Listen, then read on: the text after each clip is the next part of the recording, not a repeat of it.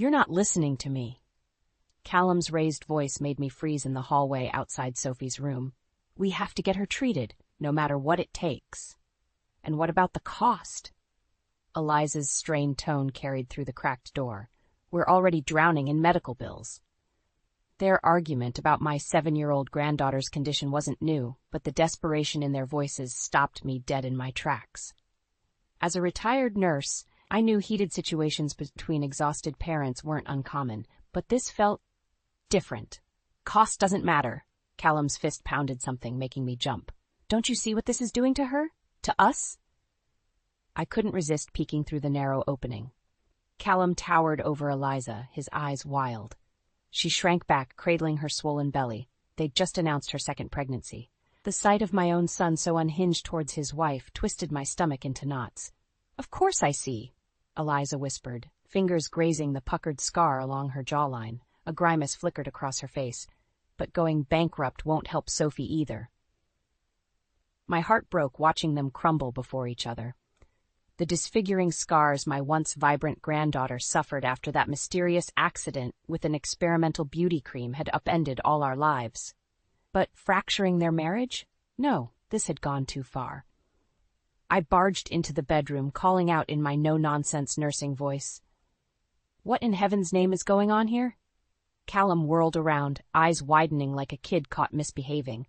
Eliza stifled a gasp, hand flying protectively over her belly. They'd been so engrossed, neither noticed me eavesdropping outside Sophie's pink bedroom door.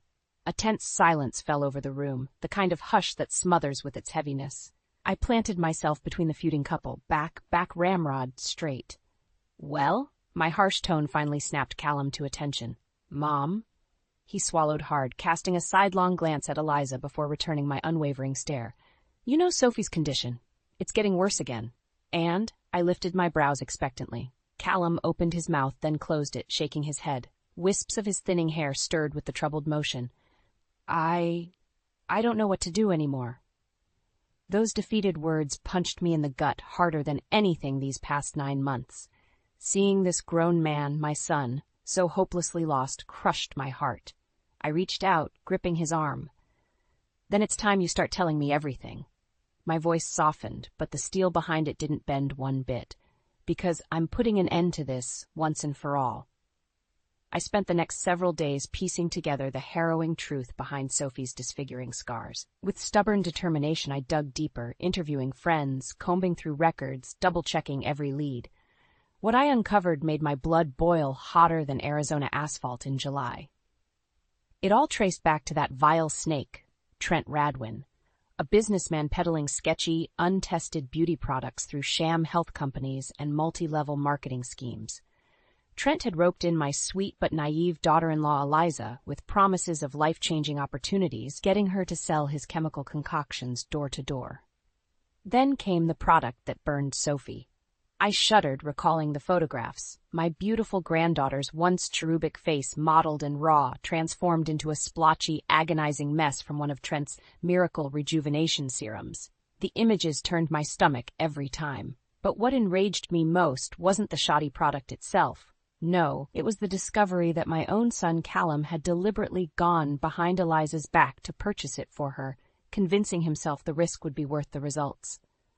I slammed my fist on the kitchen counter, making Eliza jump. I can't believe your husband. My fury caught in my throat at the fresh wave of hurt washing over her troubled features.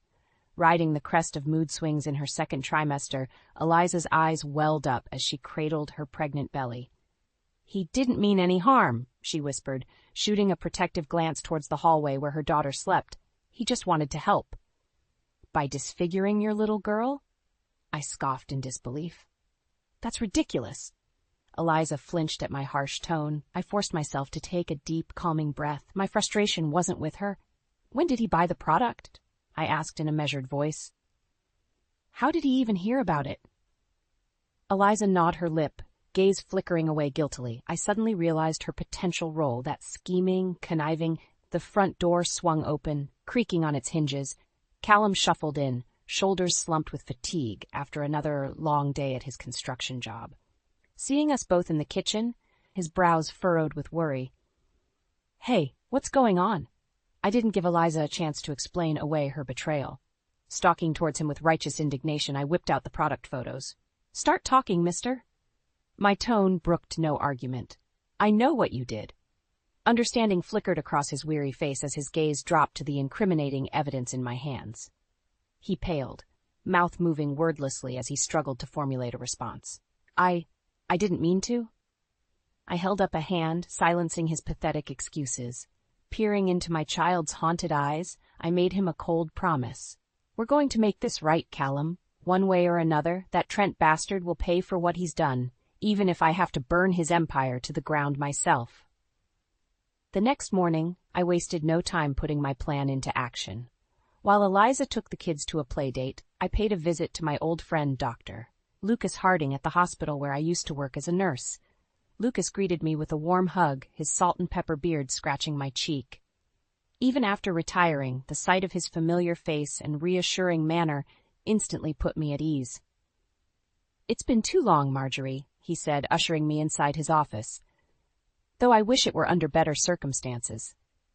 I handed him the horrific photos of Sophie's scarring, my jaw tightening. "You can see why I need your help, Lucas." He studied the images intently, frowning as his fingers traced over the mottled patterns burned into my granddaughter's delicate skin. Looking up at me with sorrowful eyes, he shook his head slowly. "Oh, Marjorie, how's the poor girl handling this?" "About as well as can be expected," I replied tersely. "But that's exactly why I'm here, to put an end to her suffering once and for all." Lucas nodded, setting the photos aside.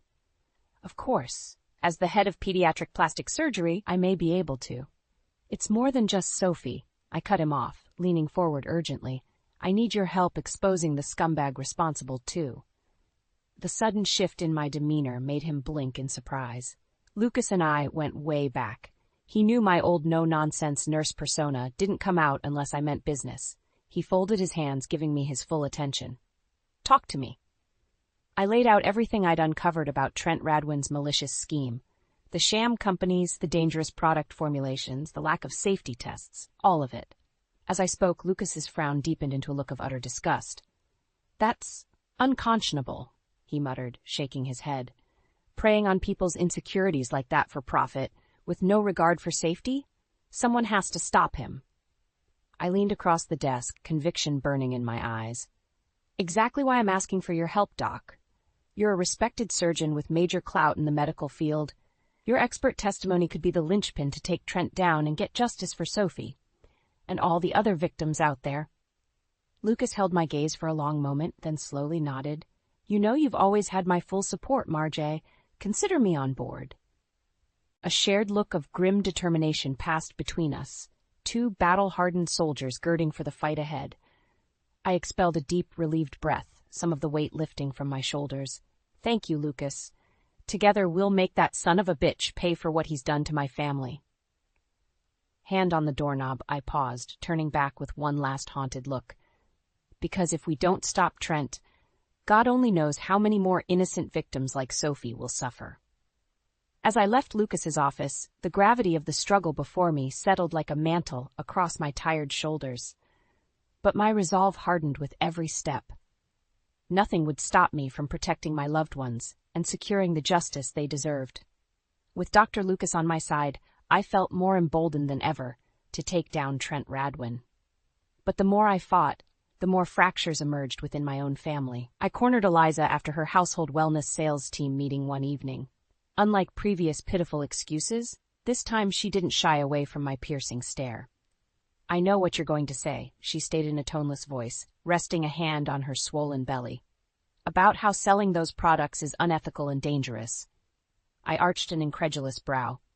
"So you admit you're peddling that snake Trent's garbage?"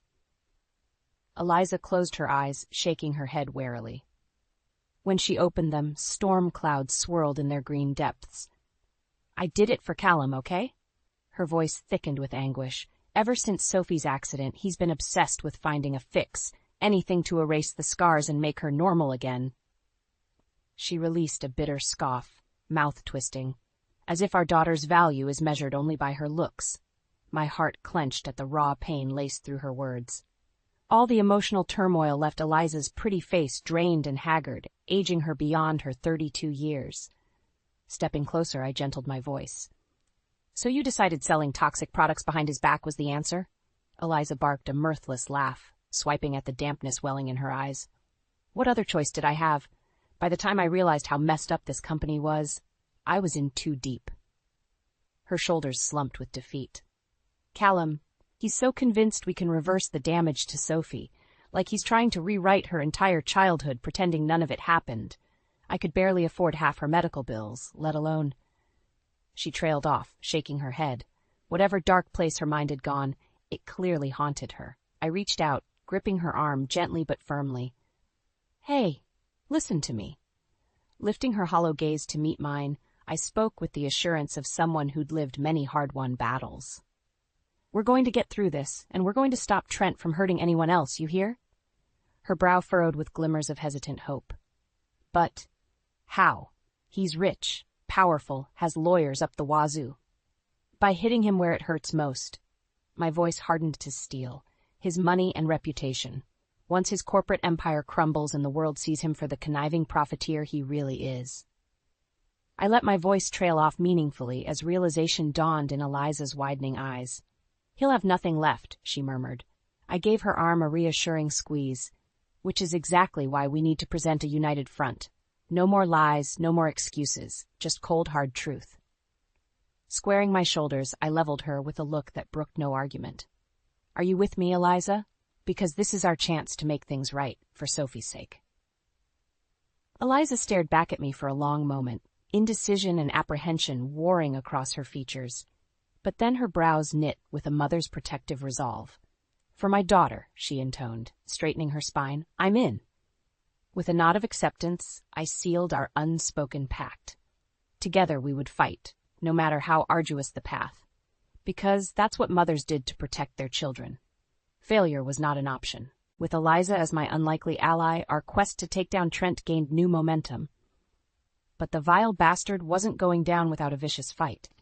It started small, unnerving hang-ups on the landline, a snapped photog stalking Eliza during her sales pitch, nuisance stuff easily dismissed, until it escalated way beyond pranks and intimidation tactics. Eliza and I planned to confront Trent at one of his supply facilities, hit him hard with the incriminating evidence we'd gathered. But when we arrived, the parking lot sat empty aside from a souped-up muscle car idling by the main entrance. Two thugs in ill-fitting suits leaned against the car, arms crossed over their burly chests. They eyed us like lions eyeing gazelles as we pulled up. "You sure you want to go through with this?" Eliza asked, voice wobbling. Even her usual bravado melted facing the menacing duo blocking our path. "More than ever," I growled, throwing the car into park. "Trent's not scaring us off that easily." We exited and marched toward the entrance, our kitten heels clacking across the pavement with more confidence than I felt. Up close, the hired muscle sized us up with disdainful sneers, eyes lingering tauntingly on Eliza's rounded belly. "Sorry, ladies," the taller one drawled in a gravelly accent. "Boss ain't taking visitors today." Fire licked through my veins. "We're not leaving until we see him." The shorter goon snorted crudely. "That's so?" Straightening off the car, he started toward Eliza with a menacing leer. "Maybe we can persuade you to reconsider, sweetheart." "Leave her alone." I stepped between them, fists clenched. Granted, the 200-pound brutes towered over my 5'4" frame, but something primal flared inside me, a mother's wrath sharpening to a razor point. My reckless bravado only seemed to amuse them. The taller one uttered a bark of laughter, grabbing my forearm in a vice-like grip. "You got some spunk, Granny. I'll give you that." My heart stuttered as that iron grasp effortlessly yanked me closer, bending me off balance. Terror and anger blurred in a sickening whirlpool inside me. I twisted futilely against his crushing hold. "Let her go!" Eliza shouted, moving to intervene. In a blink, the second goon shoved her back, snarling in her face. She yelped, clutching her belly protectively as she stumbled. White-hot fury lanced through me like a lightning bolt. "Don't you touch her!" I snarled with a ferocity that surprised even me. "Don't you dare lay a hand! That's enough!" A new voice, smooth and cultured, froze the whole parking lot confrontation. All eyes swiveled toward the entrance, where a figure emerged.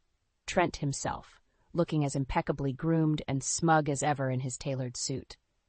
"Ladies, ladies," he chided with an infuriatingly patronizing smile. "Is that any way to treat our invited guests?" I opened my mouth to retort, but the gorilla restraining me tightened his grip warningly. Grinding my teeth, I settled for pinning Trent with the deadliest glare I could muster. He brushed an invisible speck off his lapel, utterly unruffled. "My apologies for security's overzealousness. Why don't we take this conversation inside, I have a feeling you'll want some privacy for what I'm about to propose." Trent's cold smile didn't reach his eyes as he swept a hand toward the looming facility's entrance, beckoning us forward like prized lamb to the slaughterhouse. I stared at him with a mix of fury and trepidation churning in my gut, because despite the calm, self-assured veneer, deep down I recognized the look of a desperate man with everything to lose. After the parking lot confrontation, Eliza and I refused to be cowed by Trent's bullying tactics. If anything, it only stoked our determination to a roaring blaze. We doubled down, collecting more evidence and testimony from other victims. Eliza's network of mom friends put us in touch with various local parents whose children had been burned, scarred, or otherwise injured by Trent's sham products over the years. The more we dug, the more shocking revelations came to light. Lawsuits hushed with settlements and non-disclosure agreements, safety tests falsified or ignored completely for rushed product launches. This so-called beauty regimen was destroying families, all to line Trent's pockets. Armed with a mountain of damning proof, we finally went public. At first it started with a few brave souls posting about their ordeals on mom forums and social media, but as stories spread like wildfire across the internet, the spark ignited into a raging inferno of outrage. Suddenly, Trent Radwin's Rejuvenate Life empire found itself in the harsh spotlight, laid bare for the world to see its deceit and greed. Boycotts swelled as influencers disavowed his products left and right. Journalists swarmed any scrap of this unfolding scandal like sharks scenting blood in the water. While our movement swelled into a PR disaster for Trent, Callum stood shamefully on the sidelines. Even confronted with the truth about how he'd enabled this devastation, he remained stubbornly mired in denial and self-pity. "Why can't you see I was only trying to help Sophie?" he shouted, raking his hands through thinning hair. "I just wanted her to feel normal again." I regarded him with a weary sort of sadness, my own son blinded by shallow obsessions, willing to destroy lives to mask the scars he couldn't handle looking at. Even as the hellfire raged around Trent's crumbling empire, Callum refused to face his part in enabling it, but karma held no mercy for misguided intentions. With credible lawsuits piling up by the day, production screeched to a halt on Trent's entire product line. Authorities launched investigations into the health code violations and fraudulent business practices. Retailers dropped his brand en masse, scrubbing every last Rejuvenate Life relic from their shelves and websites alike. And yet, through it all, Trent clung to the last arrogant vestiges of his shattered empire with snarling combativeness. "Do you really think this laughable crusade will stop me?" he sneered during an on-camera interview ambush, beads of sweat dampening his brow as camera flashes bombarded him. "I'll bury every last one of you lying bitches in litigation." His words should have incensed me, if they didn't reek so blatantly of desperation. Because as his crooked kingdom crumbled around him, I glimpsed the shell of the man underneath, as small, pathetic, and empty as the vapid products he'd peddled. A schmuck riding high on a wave of greed only to get swallowed by the very same tide. Standing alongside Eliza and Lucas as we watched the news broadcast, a grim smile tugged at my lips. "Not if we bury you first, jackass." Trent's defiant sneer made for a fitting final image, scorched into America's consciousness as the disgraced face of corporate malice and morally bankrupt ambition.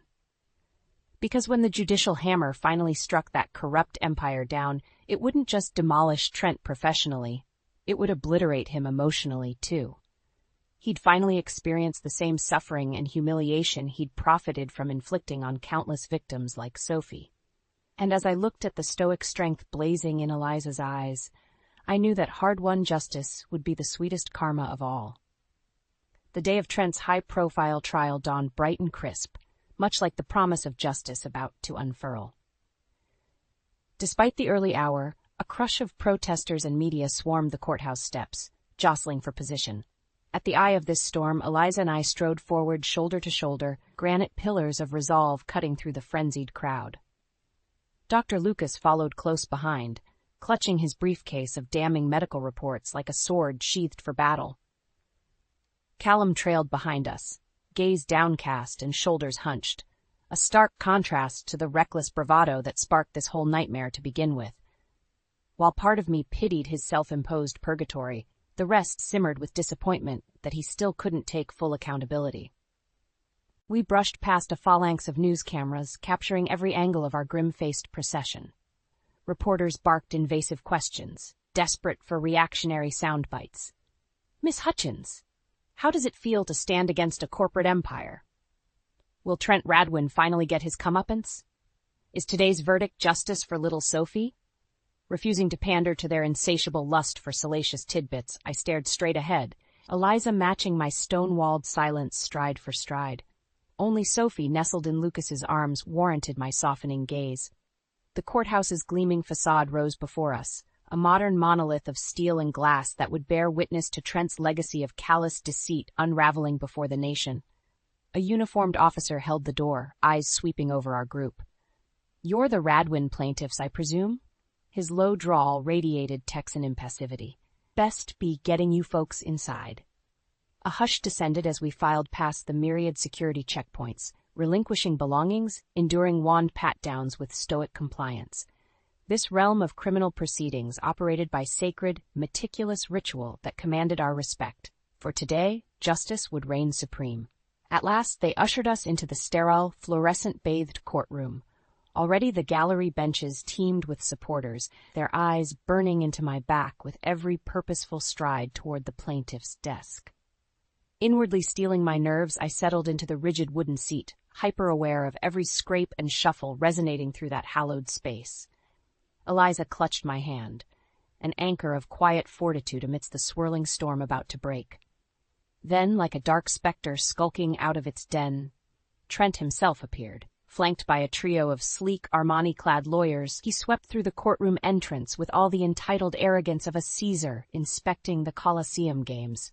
Sharp eyes coldly surveyed the cramped gallery audience before landing on our desk with a dismissive curl of his lip. Sophie shrank deeper into Lucas's protective embrace as Trent locked eyes with the ravaged side of her face. A sinister smirk slithered across his mouth. White-hot fury blazed through me at that taunting look, that same cocksure sneer showcased in all the newscasts, radiating utter contempt for the devastation he'd wrought. As if human lives shattered by his greed were nothing more than irksome nuisances beneath his station. A muscle ticked in my clenched jaw as I glared back at Trent unflinchingly. He arched a coolly amused brow, basking in twisted pride at the sheer virulence of my loathing. Two could play at bearing fangs, it seemed. Then, just as abruptly as he'd arrived, that dark presence slithered away to his defense table, leaving a tension thick enough to choke the entire room. I allowed myself a slow, steadying breath through flared nostrils. Let the bastard take this reprieve while he could. Karma, long overdue, would have her day, and we held the gavels of vindication in our bloodied palms. As the court airlock sealed with a metallic thud, my gaze met Eliza's, then Lucas's. We exchanged the barest nods, gripped by a unified sense of foreboding momentousness. The reckoning had begun. The judge's gavel cracked like a thunderclap, the proclamation still ringing in my ears. Hereby finds the defendant, Trent Jonas Radwin, guilty on all counts of criminal negligence, willful endangerment, and fraudulent business practices. A torrent of cheers and applause erupted around me, but I remained motionless, stunned. Eliza dissolved into relieved sobs, clutching my arm in a trembling grip. Across the aisle, Trent's arrogant veneer shattered as fire erupted behind his eyes, jawline twitching with impotent rage. It was over. After countless sacrifices, endless uphill battles, we had won. The months and years evaporated as pivotal scenes from our quest flashed through my mind in rapid succession, uncovering Trent's toxic products, gathering the victims' horrifying accounts, defying his thug intimidation tactics, uniting our fractured family against him. Every excruciating step led to this courtroom victory, a cathartic crucible where karmic justice had been served. As deputies rushed forward to escort the disgraced defendant into custody, a new sound pierced the courtroom din, a child's voice ringing out like a bell amid the cacophony. "Nana, Nana, we did it!" I blinked, Sophie's radiant face swimming into focus amid the chaos. Beside her, Callum and Dr. Lucas beamed matching grins of elated pride and relief. In that moment, the years seemed to melt off my son's haggard features, restoring a long-absent lightness to his eyes. No longer weighed down by self-loathing and denial, he'd finally reclaimed his soul from the darkness that drove him to enable Trent's wicked empire. Freedom shone through Callum as brightly as the scars emblazoning my granddaughter's face, a face no longer marred by shame or disfigurement, but born with hard-won triumph. I surged to my feet, tears stinging my eyes as I swept Sophie into a crushing embrace, her slight body convulsed with delirious giggles, cherubic features glowing in innocent jubilation, completely incongruous with the turmoil she'd endured. "We did it, sweetheart," I choked out, planting a tearful kiss on her brow amid the swirling chaos. "We got justice for you." In that moment, nothing else mattered. Not the jeering crowd, the reporters clamoring for comment, certainly not the murderous glare Trent shot our way as he got hauled past in handcuffs. The only thing resonating through me, soul deep, was the pureness of reclaimed hope. Because as Sophie nestled into my arms, it wasn't the scars I saw. Instead, I marveled at the indomitable spirit shining through, tenacious, jubilant, triumphant, a living embodiment of our family's shared resilience over adversity. That's when I realized the jury's verdict served as more than just Trent's downfall. This courtroom crucible marked a phoenix-like rebirth for all of us, forging deeper bonds of healing, renewal, and unbreakable unity from the ashes of betrayal and scarred pasts. Pulling back, I cradled Sophie's face and stared into her shining hazel eyes, alight with the promise of new horizons. "How about we get your treatment started?" I murmured. "Give that smile an even bigger reason to shine." She nodded vigorously, pigtails bouncing. As Callum stepped forward and we enveloped each other in a family embrace, a profound sense of peace washed over me like a baptismal wave. The long, arduous road from resentment to redemption had reached its end. While Trent's greed and malice would decay behind bars, the deeper bonds forged in truth and resilience would only grow stronger. Our family's next chapter beckoned, unshackled from burdens and burning with renewed vibrancy. The rest of our lives were just beginning.